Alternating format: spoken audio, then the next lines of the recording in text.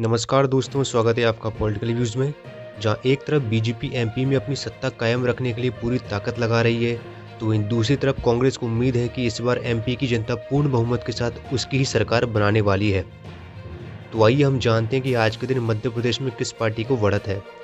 क्या एमपी में फिर एक बार बनेगी बीजेपी की सरकार, या कांग्रेस की होगी सत्ता में वापसी, या फिर इस बार भी किसी भी पार्टी को अपने दम पर बहुमत हासिल नहीं होगा। इसी मुद्दे पर पेश है एमपी का final opinion poll. Madhya Pradesh के फाइनल ओपिनियन पोल की शुरुआत करते हैं वोट शेयर से। हमारे अनुसार इस चुनाव में बीजेपी और कांग्रेस दोनों को ही समान वोट शेयर मिल सकता है। बीजेपी को 44% और कांग्रेस को भी 44% वोट मिलेंगे। बसपा को 4% और अन्य को 8% वोट मिलने की संभावना है। वोट प्रतिशत के बाद अब बात करते हैं सीटों के आंकड़ों की। सबसे पहले जानते हैं मालवा मेवाड़ के बारे में। इस क्षेत्र में एमपी की सबसे ज़्यादा 66 विधानसभा सीटें आती हैं। एमपी में किसी भी पार्टी को सरकार बनाना है तो उसे मालवा मेवाड़ में अच्छा प्रदर्शन करना ही पड़ेगा। बीजेपी ने इस बार अपने कद्दावर नेता कैलाश विजयवर्गीय को भी चुनावी मैदान में उतार दिया है। हमारा अनुमान कहता है कि मालवा मेवाड़ में बीजेपी को 32 से 36 सीटों पर जीत मिल सकती है। कांग्रेस के खाते में 29 से 33 सीटें जा सकती हैं और अन्य को 0 से 1 सीट मिलने की संभावना है। वहीं अगर हम महाकौशल क्षेत्र की बात करें तो इस रीजन में कुल 38 विधानसभा सीटें आती हैं। 2018 में यहां कांग्रेस ने बीजेपी पर बढ़त हासिल की थी। कांग्रेस को पूरी उम्मीद है कि इस बार महाकौशल में वो बीजेपी का सफाया कर देगी। हमारा आकलन कहता है कि महाकौशल में बीजेपी 14 से 15 सीटें और कांग्रेस 23 से 24 सीटें जीत सकती है, जबकि अन्य पार्टियों को 0 से 1 सीट मिलने की संभावना है। वीडियो में आगे बढ़ते हुए बात करते हैं ग्वालियर चंबल की 34 सीटों की। 2018 के चुनाव में यही वो क्षेत्र था जिसके बलबूते कांग्रेस पार्टी की सीटें बीजेपी से ज़्यादा हो पाई थी, परंतु इस बार बीजेपी को सिंधिया पर पूरा भरोसा है कि वो ग्वालियर चंबल में बीजेपी की नैया पार लगा देंगे।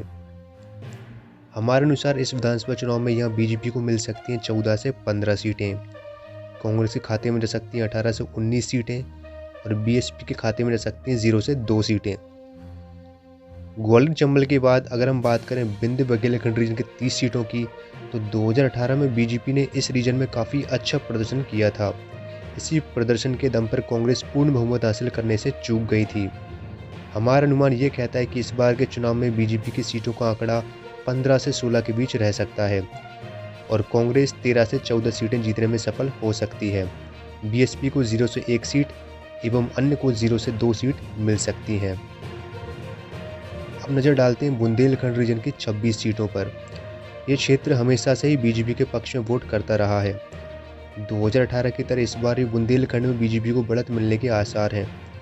हमारे अनुसार इस बार बुंदेलखंड रीजन में बीजेपी को 14 से 15 सीटें मिलने का अनुमान है, जबकि कांग्रेस 11 से 12 सीटों पर जीत दर्ज कर सकती है और अन्य पार्टियों के खाते में 0 से 1 सीट जा सकती हैं। अब अंत में बात करते हैं भोपाल रीजन की, जिसमें भोपाल और नर्मदापुरम की कुल 36 सीटें आती हैं। इस रीजन में बीजेपी एक तरफा जीत करती रही है।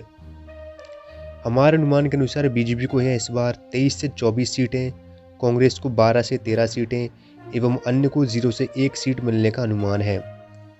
तो मध्य प्रदेश की 230 विधानसभा सीटों का फाइनल आंकड़ा हम आपके सामने रखते हैं।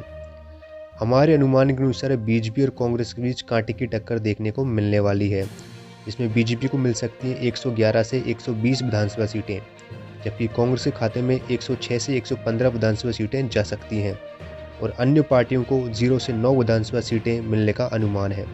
धन्यवाद।